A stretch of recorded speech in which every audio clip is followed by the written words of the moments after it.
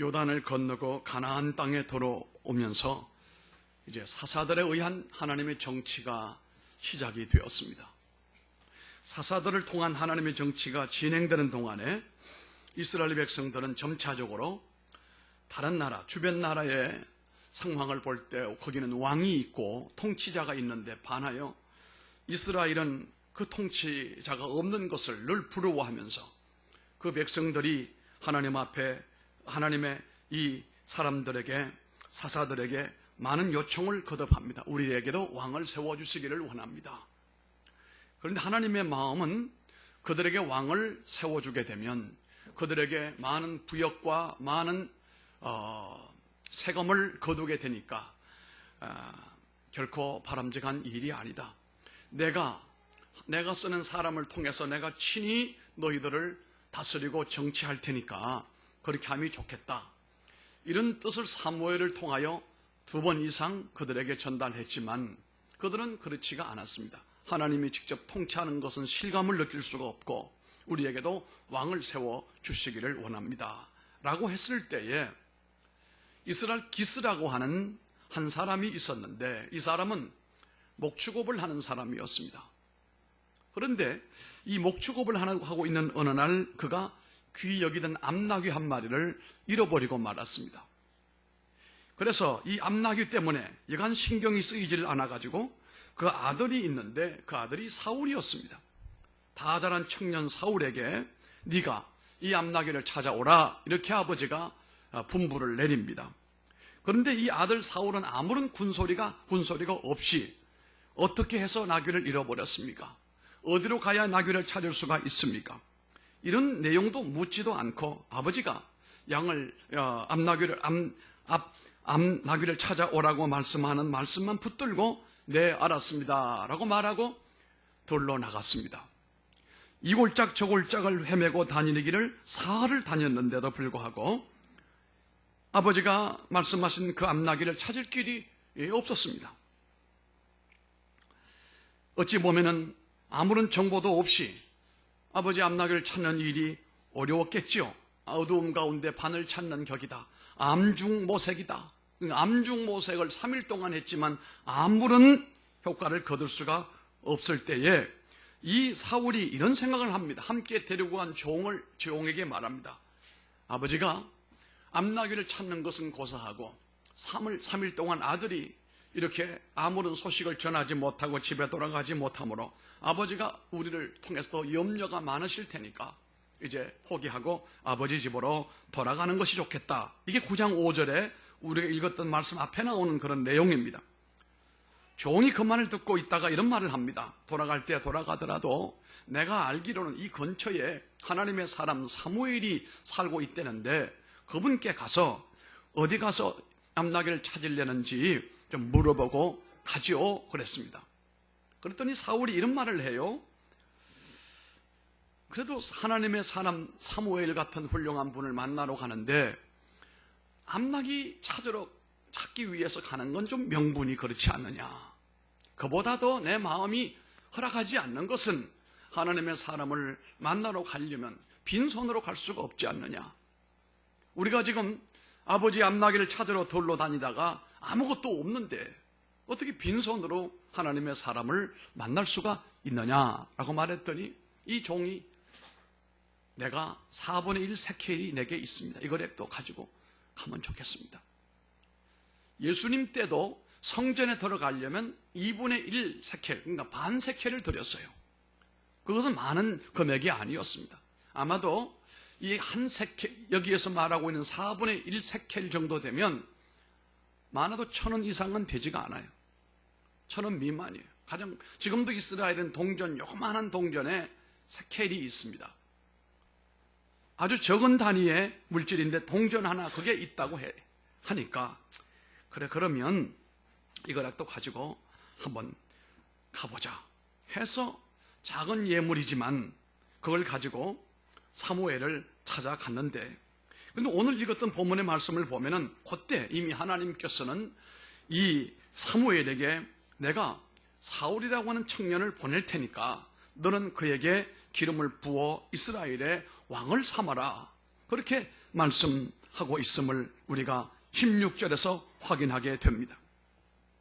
하나님에게는 이것이 별것이 아니지만 우리가 볼 때는 놀라운 일이 아닐 수가 없잖아요. 우리가 볼 때는 아버지 암나귀를 찾기 위해서 집을 나와 3일 동안 암중 모색을 하며 고생을 했는데 하나님은 이것을 이용하셔서 그 사울이 자기에게로 사무엘에게 오거든 사무엘은 그에게 기름을 부어 이스라엘의 왕을 삼아라, 이런 말씀을 하신단 말입니다. 사울이라는 사람에게 기름을 부어 이스라엘의 왕이 되게 하는 이 말씀, 사울은 이 하나님과 사무엘 선지자 사이에 그에 관한 어떤 결정이 있었다는 것을 전혀 알지 못하고 사무엘을 찾아가지 않았습니까? 그런데 사울은 사무엘을 찾아가서 당나귀 찾는 것은 말할 필요도 없고 당시에 최고의 지도자였던 사무엘, 나와 함께 먹고 여기서 잠을 자고 내일 돌아가라, 보자마자 이렇게 말한단 말입니다. 그러고 난 다음에 내가 너에게 내 마음에 있는 말을 전할 말이 있으니까 그렇게 하자고 그렇게 말씀합니다. 사무엘은 이것이 어찌된 영문인지 전혀 알 길이 없잖아요. 아버지 나귀를 찾는 일에만 관심을 가졌는데 사무엘 선지자는 그게 아니고 그것은 염려할 것도 없고 나와 하룻밤을 자면서 음식을 먹고 내가 하는 말을, 내가 전할 말이 있다, 이런 얘기였습니다. 그래서 이 사울은 사무엘의 권고에 따르게 됐습니다. 그러는 가운데 이 사무엘은 잃어버린 아버지의 나귀가 문제가 아니고 그 사환이 권면하는 말을 따라서 그 사무엘에게 감으로 인하여 왕으로서의 기름을 부음을 받는 이런 예기치 못한 축복을 받았습니다. 어안이 벙벙하고 뭐가 뭔지 알 수가 없는 놀라운 하나님의 축복을 받은 거예요.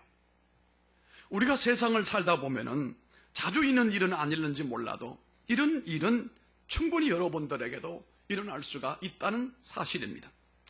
잃어버린 나귀를 찾으려고 하는 심란한 심정으로 집을 나서서 고생을 했지만 결국은 나귀를 다시 찾고 그 득택에 도리어 왕이 되었다. 이런 일이 세상에 어디 있느냐 이 말입니다. 사실 이런 하나님의 축복이 보장되어 있다면 나귀가 아니라 말이라도 잃어버릴 수 있어야 되지 않습니까? 처음에 이 사울이 아버지 나귀를 찾아 집을 났을 때는 우울한 얘기로 시작이 되었지만 오늘 우리가 볼 때는 하나님께서 해피엔딩으로 축복으로 이 결론을 짓는 모습을 보게 됩니다. 우리가 이 말씀을 볼 때에 이 사울은 크게 무엇을 한 것이 없습니다. 그는 아버지 말씀대로 순종했을 뿐임에도 이런 복을 받았지 않습니까? 사실 베드로는 그의 서신 가운데 이런 말을 합니다. 베드로전서 1장 6절에 그러므로 너희가 이제 여러 가지 시험을 인하여 잠깐 근심하게 되지 않을 수가 없으나 오히려 크게 기뻐하도다 말씀했습니다. 사는 사람에게는 걱정이 늘 있습니다. 죽은 사람에게는 걱정이 없어도 생각이 없이 사는 사람은 걱정을 그대로 희석을 시키지 않고 받아서 그대로 걱정으로 인생을 살아가게 됩니다마는 지혜로운 생각을 할 줄 아는 사람에게는 그 걱정이 되어져도 걱정을 좋은 해석으로 해석할 줄 알고 그것을 통해서 더 좋은 결과를 얻어내는 사람이, 생각이 있는 사람이 할 수 있는 일인 것입니다. 그러나 믿는 사람들은 걱정을 하나님의 축복으로 만들어낼 수 있는 재료로 생각을 하시기를 바랍니다. 나의 염려와 걱정이 하나님의 축복의 재료가 된다는 사실, 잠깐 걱정하게 된 일은 어찌할 수가 없는 일이지만 그 걱정을 믿음으로 잘 해석을 하고 믿음으로 나가게 되면 걱정거리가 변하여 복이 된다는 사실입니다. 걱정에 너무 집착하거나 매달리는 것은 아름답지 못합니다. 우리가 어제 볼 때에 얼마나 풍랑이 셌는지, 집이 막 흔들리고 여기 와 앉았는데 천정이, 이 지붕이 날아갈 것만 같은 소리가 들리고 흔들려요. 그런데 오늘 아침에 우리가 교회로 올 때 보니까 그 풍랑은 온데간데 없고 비가 내리므로 오염되어져 있는 이 공기가 깨끗하게 정화가 되고 거리가 깨끗하고 영적으로도 나라가 뭔가 어두움의 세력이 태풍과 함께 쓸려진 것만 같아, 사라진 것만 같아. 야고보 1장 2절에 말합니다. 내 형제들아, 너희가 여러 가지 시험을 만나거든 온전히 어떻게 여겨라? 기쁘게 여겨라 말씀했습니다. 걱정거리가 생기면 걱정에 매이지 말고 오히려 그 일로 인하여 하나님께로 나가라 이 말입니다. 하나님의 사람을 찾고 하나님 앞에 길을 찾는 사람에게는 그 염려거리가 변하여 복이 된다는 사실 아니겠습니까? 우리 믿는 성도들은 세상에 여러 가지 걱정이 왜 없겠습니까마는 걱정을 잘 믿음으로 소화할 줄 아는 사람이 되어야 됩니다. 그게 바로 그리스도인들입니다. 세상을 사는 사람이 걱정을 많이 하고 있습니다만, 그러나 우리는 걱정을 하는 것 같지만 걱정하는 사람은 아닙니다. 믿음으로 주님께 맡겨버리기 때문에 그렇습니다. 믿음이 적은 자는 걱정이 많아요. 근심이 많아요. 믿음이 큰 사람은 그 모든 염려와 근심거리를 하나님께 맡겨버리기 때문에 염려 근심이 없다는 사실 아니겠습니까? 그러므로 오늘 말씀이 제목이 그렇습니다만 이런 것으로 염려하지 말고 하나님께로부터 받을 것을 기대하라 이 말입니다. 우리가 무기물, 유기물이라고 하잖아요. 무기물은 돌처럼 생명이 없는 것을 얘기합니다. 무기물이라고 하는 것은 존재 그 자체의 의미가 있는 거예요. 돌이든 바위든 흙이든 산이든 이것은 생명이 없는 거예요. 그냥 그대로 있는 것으로 만족해요. 돌이 있고 물이 흘러내리는 것으로 자기의 존재와 가치를 의미하는 거지요. 큰 산이나 대단한 폭포나 대단한 도이나 돌이나 이런 것을 볼 때에 참 대단하다. 그건 그것 자체로 자신의 의미를 우리들에게 전달하는 것이지만, 반면에 유기물이라고 하는 살아있는 존재는 식물이나 동물이나 인간은 그렇지가 않아요. 존재함으로 자신의 가치와 자신의 의미를 증명하는 게 아니에요. 유기물은, 살아있는 유기물은 살아있음으로 성장하고 자라나고 어떤 난관 역경 가운데도 굽히지 아니하고, 그럼에도 불구하고 더 성숙하고 더 자랄 수 있는 이것을 통해서 그의 존재 가치를 증명하는 것이다 이 말입니다. 특별히 믿음의 사람들이 그렇습니다. 믿음의 사람들은 환난 걱정 근심 없이 조상으로부터 물려받은 것 가지고 아무런 고민 없이 고요하게 살아가는 삶이, 그게 하나님의 축복의 삶이 아닌 겁니다.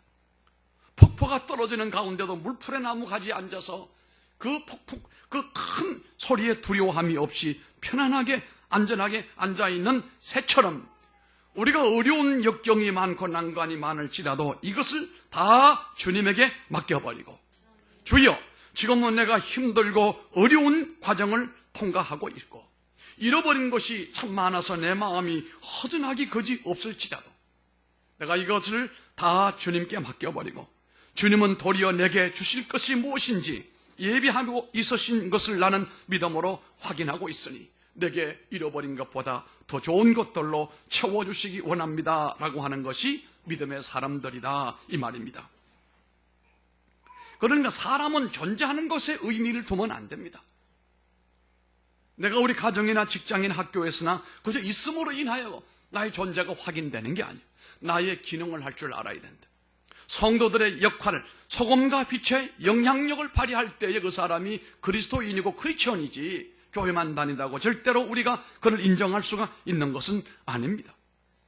우리는 머물고 있는 것 자체로 집안의 아버지다, 어머니다, 자식이다 라고 하는 것 자체 때문에 존경받는 시대는 지나갔어요.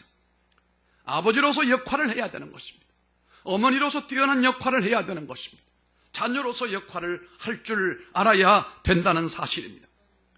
역경을 당해도 역경을 무릅쓸 줄 알아야 되겠고, 환난을 만나도 환난을 이길 수 있는, 어려운 걱정거리를 만나도 그것을 헤치고 나갈 수 있는 이런 움직이고 성장하는 사람이어야 하나님의 살아있는 자녀들이다 이 말입니다. 본래 근심이라는 말은 두 가지 뜻이 있어요. 마음이 나뉘어진다, 마음이 갈기갈기 나뉘어지게 됐다, 이런 말입니다. 그 마음이 나뉘어지게 되면은 걱정거리가 많아지게 된다 이 말입니다. 두려움이라고 하는 것은 외부에서 오는 것이 아니고 내 내부, 내 안에서, 내게서 나오는 것이 바로 두려움이라고 하는 것이거든요. 어느 보고서에 보게 되면은 미국에서도 하루에 600만 개의 수면제가 팔린대요. 수면제가 없이는 그 밤을 지실 수가 없는 사람이 그렇게 많다 이겁니다. 이 세상에 하나님 없이 사는 사람들은 그 무거운 걱정과 염려 근심을 어쨌든 혼자가 다 짊어져야 돼. 그러나 믿는 성도들이 이것을 하나님께 맡겨버리면 그 무거운 근심에서 벗어나게 될 뿐만 아니라, 고통에서 벗어날 뿐만 아니라 하나님이 예비하신 선물을 얻게 된다는 겁니다. 믿음은 위대한 것입니다. 기인우천이라고 하는 고사가 있어요. 옛날 중국의 기라고 하는 나라에 청년 하나가 살고 있었어요. 그런데 이 청년이 아무 일도 하지 아니하고 늘 길거리에 혼자 앉아서 깊은 근심을 하고 앉아 있어요. 지나가는 사람은 다 저 청년이 정신이 이상한지 맨날 저러고 있느냐. 이 청년은 너무 근심이 많아서 아무런 일을 할 수가 없고 움직일 수가 없고 사람을 만날 수가 없었던 것이었어요. 지나가던 한 지혜로운 사람이 그에게 물었습니다. 무슨 걱정이 그렇게 많소? 뭔 걱정이 그렇게 많아서 그렇게 날마다 거기 앉아 있어? 그랬더니 아이고, 하늘이 무너질까 봐 걱정이 돼서 내가 아무것도 못하겠습니다. 뭐가 무너질 것 같아요? 하늘이 무너질 것 같아요. 이때 이 현인이 말하기를, 이제까지 살아도 하늘이 무너진 적이 없고 앞으로도 하늘이 무너진다는 사람이, 그런 말 한 사람이 아무도 없다. 혹시 무너진다고 한들 당신 혼자 죽겠느냐? 다 죽지. 여러분, 사람이 힘들고 어려울 때는 나만 고통당하고 나만 고민이 있다고 하는 데서부터 고통이 오는 거예요. 그걸 보면은 사람이 살아가는 것이, 평범하게 사는 것이, 그게 지혜로운 사람일 수도 있는 거예요. 이번에도 우리가 한 사람이 자신 혼자 똑똑한 척을 다 하면서 그 지혜로움을, 지식을 주장하다가 망신당하는 모습을 우리가 보았어요. 나 혼자 잘났다라고 하는 것, 나 혼자 고통당한다라고 하는 것, 이것만큼 위험스러운 것이 없어요. 여러분 아시죠? 엘리야가 갈멜산에서 영적 전투를 대성으로 이끌었잖아요. 바알 선지자 450명을 전부 기손강가로 끌고 내려가 목을 쳤어요. 척결했습니다. 그리고 난 다음에 닫혔던 하늘 문을 기도로 열어서 비가 내리게 했어요. 그랬더니 아합 왕이 편지를 보냈어요. 내일 이맘때 내가 너를 그렇게 하리라. 이전 같았으면 엘리야가 콧방귀도 안 끼었을 거예요. 니까지 이렇게 해봐야 하나님을 이길 수 있느냐? 나는 하나님의 종이고 하나님이 너를 가만두지 않는다. 담대했을 거예요. 그런데 어쩌자고 그날은 엘리야가 그 말을, 편지를 받자마자 마음에 근심이 밀려왔어요. 그리고 어떤 마음이 왔느냐고 하면은 이 땅에 나만 남아있다 이 말이에요. 북쪽 이스라엘입니다. 이 나라에 나만 남아있고 다 바알에게 무릎을 꿇었는데 나만 남아서 지금까지 싸워왔지만 더 이상은 내가 싸울 길이 없습니다. 그리고 저 남쪽 부엘세바 국경을 넘어서 먼 곳으로 도망을 가서 그 나무 밑에서 그가 기도합니다. 하나님, 이제 나를 죽여주시기를 원합니다. 죽기를 위해 기도하고 있단 말이에요. 이때 하나님께서 그에게 하신 말씀이 있어요. 너만 고난당하는 것이 아니고 너만 남은 것이 아니고 바알에게 무릎을 꿇지 않는 하나님의 사람 몇 명이 있다고 그랬습니까? 7,000명이 있다는 거예요. 이 말에 엘리야가 생각을 바꿨어요. 여러분, 어려움은 나만 겪는다 이런 생각하지 말기를 바랍니다. 세상 고통은 나만큼 받는 사람이 어디 있느냐 그렇게 생각하지 마세요. 또 내가 세상에서 유아독존처럼 잘났다 생각하지도 말라 이거예요. 위험하다 이 말이에요. 주님은 우리에게 마태복음 6장 31절에 염려하여 이러기를 무엇을 먹을까 무엇을 마실까 하지 말라. 주님이 우리를 보고 염려하지 말라 하신 까닭이 무엇일까요? 하나님께서 먹이시고 입히시고 우리에게를 책임져 주신다 이런 보장이 있기 때문에 그렇습니다. 마태복음 6장 27절에 너희 중에 누가 염려함으로 그 키를 한 자나 더할 수가 있느냐? 걱정해 보아도 소용이 없다 이 말이에요. 그런데도 왜 걱정만 하고 있느냐 이 말이에요. 내가 스스로 잘할 수가 있나요? 내가 스스로 젊음을 되찾을 수가 있나요? 내가 죽은 사람을 살릴 수가 있느냐 이 말이에요. 무슨 유익이 있어서 밤낮 그렇게 걱정을 싸고 사느냐. 걱정 근심이 있거들랑 하나님의 나라와 그의 의를 찾아라. 하나님을 더 잘 의지해라. 하나님을 찾아라. 잃어버린 암나귀를 찾기 위해서 이 사울은 사무엘을 찾아갔습니다. 걱정의 방향을 돌리시기를 바랍니다. 무엇을 먹을까, 무엇을 입을까, 무엇을 어떤 집에 살까라고 하는 것을 생각하지 말고 하나님께 내가 어떤 영광으로 하나님을 기쁘시게 하고 이런 상황에서 어떻게 해야 하나님의 뜻을 이룰 수 있는가를 생각을 고치시기를 바랍니다. 예수님께서 또 말씀하기를 요한복음 14장 1절에 여러분 잘 아시잖아요. 너희는 마음에 근심하지 말라. 하나님을 믿으니 또 나를 믿어라. 말씀하십니다. 사실 모든 근심은 불신앙에서 오는 겁니다. 하나님을 정말로 신뢰하는 사람에게는 웬만한 근심이 아니에요. 하나님의 경륜을 믿고 하나님의 주권을 믿고 하나님의 능력을 진실로 믿는다면 염려를 주님께 맡겨야죠. 우리에게 걱정이 생기면 내 믿음에 문제가 있다는 겁니다. 믿는 사람이지만 자꾸 걱정이 있다는 말은 내 믿음에 문제가 있다는 사실이란 말입니다. 하나님의 사랑은 내가 어려움을 겪어도 변하지 않아요. 하나님의 능력도 전혀 변동이 없어요. 하나님은 언제나 그렇게 완벽하신 분이에요. 하나님에 대해서 의심하지 마세요. 하나님 나를 사랑하지 않으시는가? 하나님의 능력이 나타나지 않는가? 아닙니다. 하나님은 그대로 있습니다. 믿음이 있는 곳에는 염려가 사라집니다. 우리는 염려할 것이 아니고 하나님의 사랑과 보살핌을 굳게 믿고 날 구원하신 주님의 은총을 그대로 받아들이고 그리고 편안한 마음을 가지고 살아갈 수 있도록 우리가 노력을 해야 됩니다. 왜 여러분에게 기도하라고 합니까? 기도해야 마음에 평안이 와요. 기도해야 염려가 자꾸 줄어들게 되고 믿음이 강해지게 된다는 것 아니겠습니까? 하나님을 믿으면서 세상 걱정에 매여 살 수는 없는 것입니다.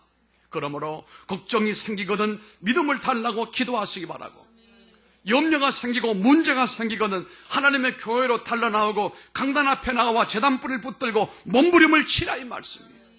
주의 종을 찾아가서 상담을 요청하고 기도를 받으라 이 말씀이에요. 사람이 걱정을 하는 이유는 일을 한 가지 방향으로만 생각하기 때문에 그래요. 그것도 좋은 방향이 아니라 나쁜 방향으로 가장 안 좋은 최악의 상황을 자꾸 생각하기 때문에 걱정이 많아지게 되는 겁니다. 그런 좋지 못한 집착은 결국 사람을 망쳐버리고 정신적으로 병을 얻게 만들어버리고 안정을 잃어버리게 되는 것입니다. 감정을 분열시켜버리고 맙니다. 믿음을 약하게 만들고 인격을 파멸로 끌고 가기 때문에 객관적 판단을 흐리게 하는 이런 염려근심을 떨쳐버리고 주님으로부터 주시는 평안함을 얻는 우리가 되기를 바랍니다. 오늘 이 본문에 보면 이 근심을 해결하는 사울의 경우 몇 가지 내용이 있습니다. 첫째는 그는 아버지의 염려를 맡았던 아들이에요. 잃어버린 암나귀를 찾아오라는 막연한 명령에 이의를 달지 않았습니다. 어쩌다가 잃어버렸으면 내가 어떻게 해야 찾을 수 있는지 방법도 전혀 가르쳐주지 않았습니다. 그럼에도 불구하고 찾아오너라 라고 말하니까 네 알았습니다, 찾으러 가겠습니다, 그대로 순종하고 나왔습니다. 말하자면 앉아서 말하는 것이 아니라 행동하는 사람이었어요. 걱정은 대개 앉아서 합니다. 서 있는 사람은 걱정하지 않아요. 일하는 사람은 걱정이 별로 없어요. 움직이지 않는 사람, 앉아있는 사람, 이런 사람은 염려의 주인공이 될 가능성이 커요. 사탄은 움직이는 사람을 별로 넘어지게 못해요. 늘 앉아있는 사람, 머물러 있는 사람, 이런 사람을 하나님께서 사탄은 공격을 한다는 사실을 알아야 됩니다. 일하는 사람, 기도하는 사람, 믿음으로 역사하는 사람에게는 어려운 일이 왔다가도 그것이 바뀌어지게 되는 줄로 믿으시기를 바랍니다. 샬롯테라라고 하는 여왕에게 공주 하나가 있었어요. 나이 어린 공주, 6살짜리였어요. 근데 책을 너무너무 좋아해서. 근데 어느 날 이 공주는 아주 큰 책을 보다가 갑자기 엉엉 울면서 마마, 이 책을 나는 도무지 이해가 안 돼요 라고 울었어요. 이때 샬롯테라라고 하는 여왕이 그 어린 공주를 보고 이렇게 말했어요. 아가, 울지 말아라. 오늘은 몰라도 내일은 알게 될 거야. 여러분, 이게 참 명문이에요. 오늘은 내가 알지 못하여 염려하고 알지 못하여 괴로워할는지 몰라도 믿음으로 하나님을 바라보고 믿음으로 사는 자에게는 오래지 않아서 그런 역경이 내게 왜 왔는지 이해가 된다는 겁니다. 6살짜리 공주가 뭘 알겠어요? 모르는 것이 정상이지요. 예수님은 말씀합니다. 그러므로 내일 일을 위하여 염려하지 말라. 내일 일은 내일 염려할 것이요 한날 괴로움은 그날에 족하니라. 마태복음 6장 34절에 말씀을 합니다. 앞에 있는 일을 미리 땡겨서 걱정하지 말고 없는 문제를 만들어 걱정하지 말라, 이런 말씀입니다. 그때 가서 해도 늦지 않습니다. 오늘은 평안하시기를 바랍니다. 미리 땡겨서 걱정하지 말기를 바랍니다. 그러면 마음이 자꾸 어두워지게 되고 분별력이 마비가 되는 것입니다. 내게 어려움이 온 것은 하나님이 다 알고 계십니다. 하나님이 다 알고 계십니다. 그 어려움을 통하여 하나님은 어떤 선물을 주실지 우리는 몰라요. 내가 어려움을 겪고 지금 어두운 밤길을 걷는 것처럼 걸어간다 할지라도 하나님은 이 길에서 내게 복을 주실 줄로 믿는 확신과 믿음을 가지시기를 바랍니다. 때로는 세상에서 땅에서 기가 막힌 일 당하거든 한 번쯤은 숨을 크게 쉬고 하늘을 우러러보고 한번 웃어버리고 말아요. 하나님께 나가서 주여 나를 변호해 주시고 내 중심을 감찰해 주시길 원합니다. 맡아주시길 원합니다. 그렇게 하면 되는 겁니다. 사울은요, 염려를 하면서 그 염려를 좋은 생각으로 바꿀 줄 아는 사람이었어요. 사흘씩이나 열심히 돌아다니고 아무리 노력을 해도 그 암나귀를 찾을 길이 없었는데 그가 아버지가 염려하시니까 걱정하시니까 돌아가자. 암나귀가 문제가 아니고 아들 때문에 아버지가 더 힘들어 하실 것 같다. 생각을 다른 각도로 바꾸는 모습을 우리가 보게 되는 것입니다. 여러분, 이게 중요한 일입니다. 어떤 생각에 집착당하지 말고 포로되지 말고 거기서 아이디어를 하나님의 믿음으로 번쩍이는 아이디어를 발견하게 되기를 바랍니다. 사울은 이제 암나귀 걱정을 하는 것이 아니고 누구를 걱정합니까? 아버지를 걱정해요.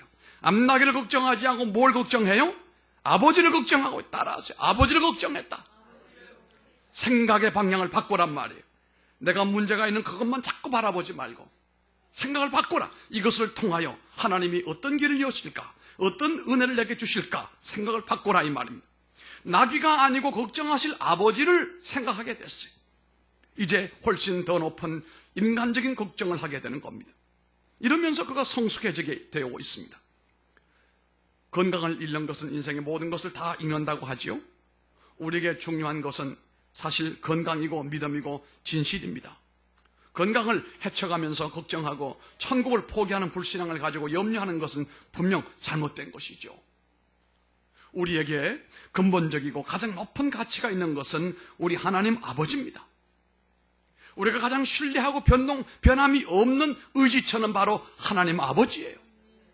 걱정에 사로잡혀 고민하는 우리들을 걱정하시는 아버지 하나님을 생각해 보세요.